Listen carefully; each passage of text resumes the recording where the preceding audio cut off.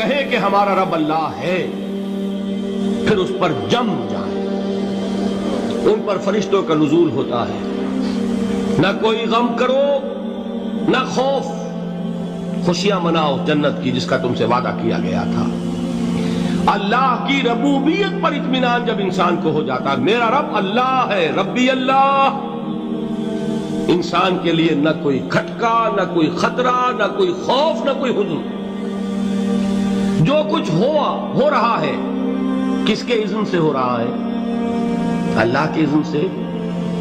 اللہ کے اذن کے بغیر پتا تک نہیں ہلتا. یہ کوئی اندھا بہرا مادہ نہیں ہے جس سے مجھے کوئی خوف ہو. اندھا بھینسا چلا رہا ہو اس سے تو ڈرنے کا ہر انسان کو ڈرنا چاہیے، نہ معلوم کس کو ٹکر مار دے. لیکن نہیں، اس کائنات کو چلانے والا ایک سمیع و بصیر خدا ہے. وہ جو میرا دوست ہے، میرا ولی ہے. اللہ ولی الذین آمنوا یخرجہم من الظلمات الی النور. اللہ اہل ایمان کا ولی ہے، ساتھی ہے، پشت پناہ ہے، مددگار ہے، حمایتی ہے. بتائیے جسے یقین ہو جائے کہ اللہ میرا مددگار، اللہ میرا محافظ، اللہ میرا پشت پناہ، اللہ میرا حمایتی، اس کے لیے کوئی خوف ہوگا؟ اس سے کوئی ڈر ہوگا؟ میں مثال دیا کرتا ہوں ایک بہت سادہ پنجاب کے دیہات کی. تو بڑا چودھری ہے اور کوئی غریب کسان ہے. اس غریب کسان کے جانوروں کو ہر وقت اندیشہ ہوگا چوری کا. کوئی میری بھینس کھول کر نہ لے جائے، کوئی میرا بیل کھول کر نہ لے جائے. لیکن جس کے بارے میں یہ سب کو معلوم ہو کہ وہ جو بڑا چودھری ہے وہ اس کا دوست ہے، اس کی بچیا کو کوئی خوف ہوگا؟ اس کی بھینس پر کوئی ہاتھ ڈالے گا؟ اسے کوئی اندیشہ ہوگا؟ نہیں. کیوں؟ کہ وہ بڑا چودھری، بڑا اس کا یہاں کا سردار، جاگیردار، سب کو معلوم ہے وہ میرا دوست ہے، کوئی میرے خلاف اقدام نہیں کر سکتا. اس دنیا میں یہ چھوٹی سی بات اگر آپ کے دلی اطمینان اور سکون کا باعث بن سکتی ہے تو ذرا تصور کیجئے. میں لفظ تصور استعمال کروں گا صرف اس لیے کہ اس کا ہم جس کو کہتے ہیں ادراک اور شعور کر نہیں سکتے، اگر کے ساتھ کر سکتے. اگر یقین ہو کہ اللہ میرا مددگار اور یقین ہو کہ اللہ ہر آن میرے ساتھ ہے، پھر کوئی خوف؟ کس کا خوف؟ کوئی شے اللہ سے بالا تر ہے؟ کوئی قوت اس سے زیادہ طاقتور ہے؟ کوئی اس کے ارادے کو بدلنے والا ہے؟ کوئی اس کی مشیت کے آڑے آنے والا ہے؟ یہی بات ہے جو حضور نے فرمائی. یہ ایمان کا حاصل ہے لب لباب کہ دیکھو اچھی طرح اس بات کو ذہن نشین کر لو. اگر تمام انسان مل کر تمہیں کوئی نقصان پہنچانا چاہے نہیں پہنچا سکتے مگر جو کچھ اللہ نے لکھ دیا ہو، اور تمام انسان مل کر تمہیں کوئی نفع پہنچانا چاہے نہیں پہنچا سکتے مگر وہ شے جو اللہ نے طے کر دی. آپ پھر میں کہوں گا ذرا طاری کیجئے، اسے فرض کیجئے، اسے سوچئے. اگر اس حدیث پر ہمارا دل ٹھکا ہوا ہو تو کسی سے ڈر ہوگا؟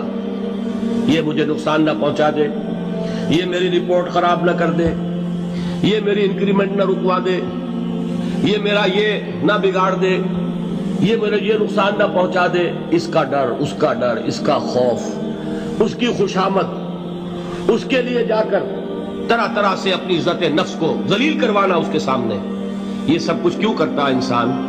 جب سمجھتا ہے کہ اس کے ہاتھ میں میرا کوئی نفع ہے، اس کے ہاتھ میں میرے لیے کوئی ضرر ہے، یہ مجھے کوئی غضب پہنچا سکتا ہے، یہ مجھے کوئی نقصان پہنچا سکتا ہے، یہ میرا کوئی کام بنا سکتا ہے، یہ میری کوئی ضرورت پوری کر سکتا ہے. اسی کا نام شرک ہے. جہاں آپ نے یہ سمجھا کہ غیر اللہ کے اندر کوئی طاقت موجود ہے وہی شرک ہے. بتوں سے تجھ کو امیدیں، خدا سے نومیدی، مجھے بتا تو صحیح اور کافری کیا ہے؟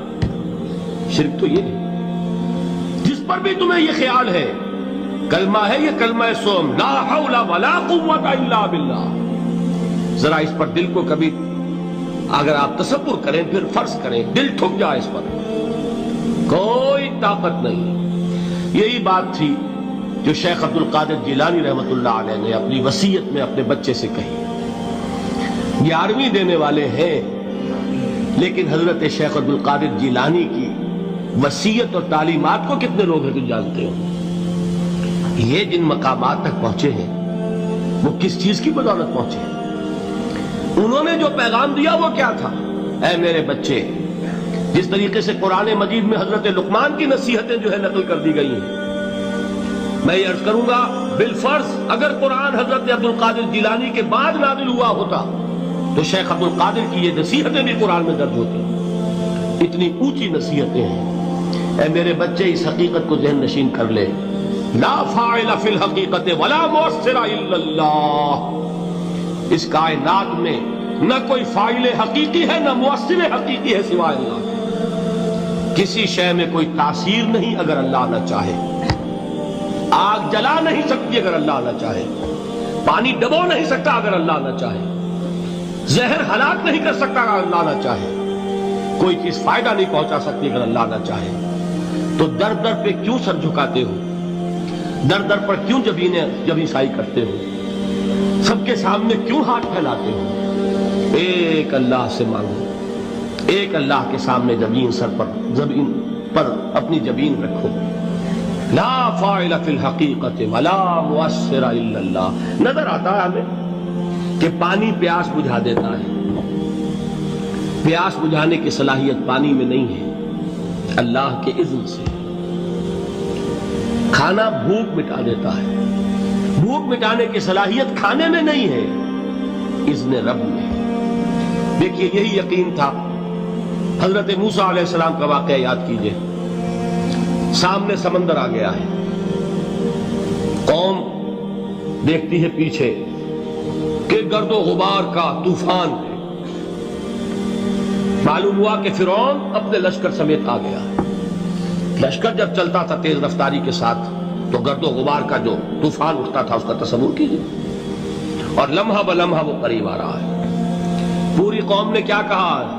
اے موسیٰ انا لمدرکون، اے موسیٰ ہم کو پکڑے گئے. قرآن مجید میں تو یہاں وہ باتیں نہیں لکھی ہے، لیکن تورات میں یہ درج ہے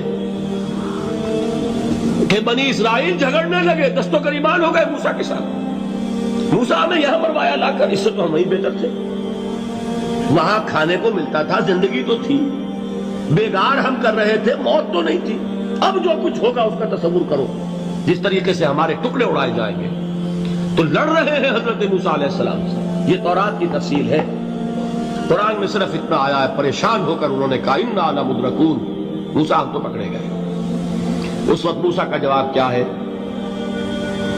کلا ان معی ربی سیہدین. نہیں، میرے ساتھ میرا رب ہے، وہ راستہ دے گا. بتائیے کہاں راستہ نظر آ رہا ہے؟ یہ ہے ایمان بالغیب. راستہ نظر نہ آئے تب اللہ پر یقین ایمان ہے. جیب میں پیسے ہوں اور تب دل کو اطمینان ہے تو ایمان کس پر ہوا؟ پیسے پر، اللہ پر نہیں. جب وسائل و ذرائع نہ ہو اور پھر یقین ہو کہ اللہ مسبب الاسباب ہے، وہ اسباب کا پابند نہیں ہے، وہ اسباب کا محتاج نہیں ہے، اسباب اس کے محتاج ہیں. اگر یہ یقین ہے تو اللہ پر ایمان ہے. یہ نہیں ہے تو تمہارا ایمان اسباب پر ہے، وسائل پر ہے، ذرائع پر ہے، مادیات پر ہے، اللہ پر نہیں. اس وقت کہاں راستہ تھا؟ کوئی راستہ تھا؟ سمندر ہے اور ادھر سے لشکر آ گیا ہے. کلا ان معی ربی سیہدین. اب دیکھیے ایمان کہہ دینا آسان ہے، ہوا معکم اینما کنتم، جہاں کہیں بھی تم ہوتے ہو اللہ تمہارے ساتھ ہوتا ہے.